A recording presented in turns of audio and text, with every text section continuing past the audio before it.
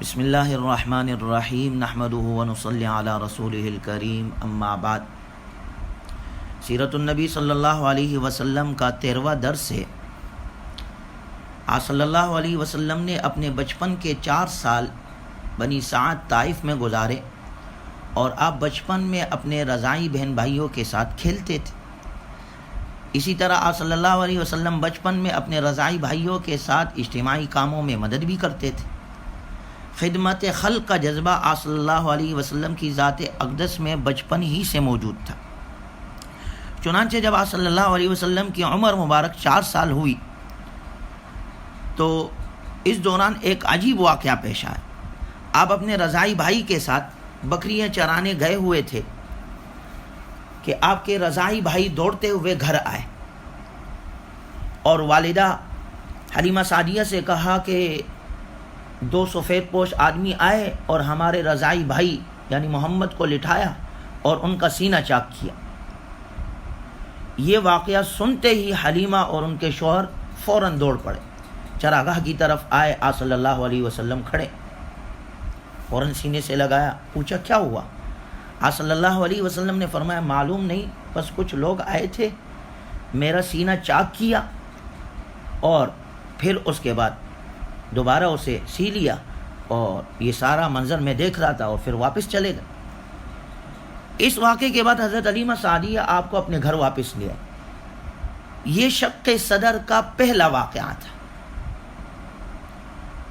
اور یہ دراصل حضور اکرم صلی اللہ علیہ وسلم کو قیامت تک کے لیے خاتم النبیین، امام الانبیاء والمرسلین اور پیشوا بنانے کی تیاری تھی۔ اس شق صدر کے واقعے سے پہلا سبق یہ ملتا ہے کہ آج کی موجودہ میڈیکل ریسرچ جو کہتی ہے کہ ہم نے اتنی ترقی کر لی ہے کہ ہارٹ سرجری یعنی دل کا بائی پاس، دل کا آپریشن ہم کر لیتے ہیں، دل نکال کر باہر رکھ دیتے ہیں اور پھر دوبارہ جو ہے اس میں اسٹینٹ لگا دیتے ہیں اور دوبارہ اس کو بند کر دیتے ہیں۔ یہ تو ہمارے نبی کا معجزہ جو بچپن میں 4 سال میں اللہ نے آپ کو عطا کیا، اور پھر یہ دیکھے کہ یہ سارا آپریشن آپ کا دل مبارک باہر نکالا گیا۔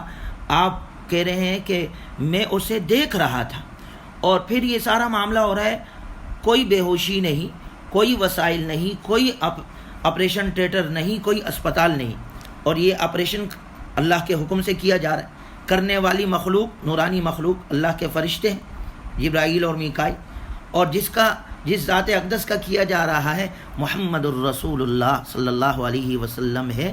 تو ہمارے نبی کی بچپن سے 4 سال کی عمر میں اللہ نے اتنا بڑا معجزہ عطا کیا کہ آج جو جدید ترقی یافتہ لوگ کہتے ہیں کہ جی دنیا نے اتنی ترقی کر لی ہے کہ دل کا آپریشن کیا جا سکتا ہے، یہ تو ہمارے نبی کے بچپن کی زندگی سے ہمیں یہ نبی کے کمالات ملتے ہیں۔ اور پھر کمال یہ ہے کہ اتنا سارا معاملہ کیا جا رہا ہے، کوئی بے ہوشی نہیں، کوئی دوائی نہیں، کوئی چیز نہیں، اور اتنا بڑا معاملہ کیا جا رہا ہے، دل نکالا جا رہا ہے، جیسے حدیث مبارکہ میں آتا ہے کہ ایک حصہ نکال دیا گیا اور وہ پھینک دیا گیا، ھذا شیطان، کہ یہ شیطان کا حصہ ہے۔ یہ سارا معاملہ حضور صلی اللہ علیہ وسلم کہہ رہے ہیں میں اپنے آنکھوں سے یہ دیکھ رہا تھا۔ آج کا تو آپریشن ہوتا ہے تو بے ہوش کیا جاتا ہے، دیکھ تو سکتا ہی نہیں۔ ہمارے نبی کا یہ معجزہ ہے، اللہ نے آپ کو بچپن میں عطا کیا، اور یہ باتیں حلیمہ سعدیہ کی سمجھ سے باہر تھی کہ ایک بچے کے ساتھ اس طرح کے معاملات، چونکہ یہ بچہ کوئی معمولی بچہ تو نہیں ہے، نبی یہ آخر الزماں ہے، تو اللہ تعالیٰ نے آپ کو یہ معجزہ بھی عطا کیا۔ پھر آپ صلی اللہ علیہ وسلم کو کا جو یہ آپریشن کیا گیا، اس کے بعد اس آپ صلی اللہ علیہ وسلم کے سینے مبارکہ کو سیا گیا۔ سلائی کے اثرات آپ صلی اللہ علیہ وسلم کے جسم اطہر پر موجود تھے۔ آپ کے خادم خاص حضرت انس رضی اللہ تعالیٰ عنہ فرماتے میں بچپن میں نے خود آپ صلی اللہ علیہ وسلم کے وہ سلائی کے اثر جسم پر میں نے دیکھے تھے۔ اور اس میں بھی حکمت کیا ہے؟ علماء فرماتے ہیں کہ اس کے اندر بھی اللہ تبارک و تعالیٰ کی کتنی بڑی حکمت ہے کہ یہ سلائی کی گئی، تو کہتے ہیں کہ دنیا کے اندر جب کسی چیز کو محفوظ رکھنا ہو، جیسے جواہرات کی بھری تھیلی پر ہم مہر لگا دیتے ہیں، کیوں؟ تاکہ کوئی موتی نکل نہ پائے، سب محفوظ ہو جائے. اسی طرح آپ صلی اللہ علیہ وسلم کے قلب اطہر کو علم اور حکمت سے بھرنے کے بعد دونوں شانوں کے درمیان مہر لگا دی گئی تاکہ اس قلب اطہر سے کوئی چیز ضائع نہ ہو. جس طرح شق صدر سے قلب اطہر کا اندرونی حصہ شیطان سے پاک کیا گیا تو وہ ایک حصہ نکالا گیا کہ حاضر شیطان، یہ شیطان کا حصہ. اسی طرح دونوں شانوں کے درمیان قلب اطہر کے بالمقابل بائیں جانب ایک مہر جو ہے وہ لگا دی گئی تاکہ قلب شیطان کے وسوسوں اور بیرونی حملوں سے محفوظ ہو جائے، اس لیے کہ شیطان اسی جگہ سے وسوسے ڈالتا ہے.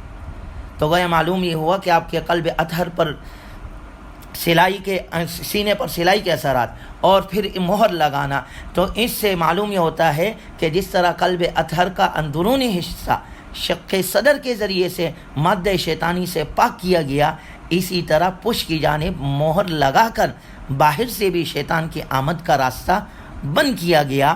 اور یہ ساری تیاری کیوں کرائی جا رہی ہے؟ کیونکہ آپ کو امام الانبیاء بنانا ہے، خاتم النبیین بنانا ہے اور امت کا پیشوا بنانا ہے، تو یہ ساری تیاری کرائی جا رہی. اور بعض لوگ ایسے بھی آپ کو ملیں گے جو اس شق صدر کا انکار کرتے ہیں. وہ کہتے ہیں جی یہ شق صدر نہیں تھا، یہ شرح صدر تھا. حالانکہ یہ ان کی غلط فہمی ہے. شق صدر حضور صلی اللہ علیہ وسلم کے خاص الخاص معجزات میں سے. جہاں تک شرح صدر کی بات ہے تو شرح صدر حضور صلی اللہ علیہ وسلم کے ساتھ مخصوص نہیں، بلکہ وہ تو دیگر انبیاء، بلکہ وہ تو حضرت ابوبکر اور عمر رضی اللہ تعالی عنہما کے زمانے سے لے کے اب تک علماء، صلحاء، بزرگان دین نیک لوگوں کے ساتھ بھی شرح صدر ہوتا ہے. دیکھیں حضور صلی اللہ علیہ وسلم کے بارے میں شرح صدر جو تھا اس کے بارے میں بھی اللہ نے قرآن میں ذکر فرمایا الم نشرح لک صدرک، کیا ہم نے آپ کا سینہ نہیں کھول دی. حضرت موسیٰ علیہ السلام کی دعا ہے رب اشرح لی صدری ویسر لی امری واحلل عقدۃ من لسانی یفقہوا قولی. تو یہ حضرت موسیٰ علیہ السلام کے بارے. اسی طرح آپ صلی اللہ علیہ وسلم کی دعاؤں میں ہمیں ملتا ہے، آپ نے سکھایا کہ دعا کرو اللہم متعنا باسماعنا وابصارنا واشرح صدورنا. ایک عام انسان کے بارے میں اللہ نے شرح صدر، تو عام انسان کے لیے بھی اللہ نے فرمایا فمن یرید اللہ ان یہدیہ یشرح صدرہ للاسلام. جس کے لیے اللہ چاہے اللہ اس کا سینہ اسلام کے لیے کھول دیتے ہیں. تو یہ شرح صدر تو عام انسان کے ساتھ بھی ہو سکتا ہے. شرح صدر الگ چیز ہے، شق صدر الگ چیز ہے. شق صدر یہ آپ کے معجزات میں سے ہے، اور یہ سبق ہمیں ملتا ہے کہ آج جو موجودہ دور کے اندر جو جدید تعلیم کہتے ہیں اور میڈیکل نے اتنی ترقی کر لی ہے، ہمارے نبی کی تعلیم میڈیکل والوں کے لیے بھی، ہمارے نبی کی تعلیمات زندگی کے گزارنے والے ہر فرد کے لیے ہے، اور ہر طبقے کے لیے ہمارے نبی کی سیرت میں لوگوں کے لیے رہنمائیاں موجود ہے. اللہ تعالی ہمیں اپنے نبی سے سچی محبت اور عقیدت عطا فرمائے، اور نبی کی سیرت اپنانے کی اور پہلانے کی توفیق عطا فرمائے. وآخر دعوانا ان الحمد للہ رب العالمین.